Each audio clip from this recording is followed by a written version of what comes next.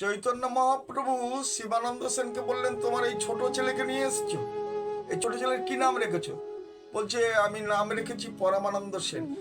বলে, ওর নাম হওয়া উচিত পুরী গোসাই, হ্যাঁ, পুরী দাস। বলে, কেন? বলে, পুরীতেই মানে প্রসব জন্ম হয়েছে, তাই এর নাম রাখা উচিত পুরী দাস।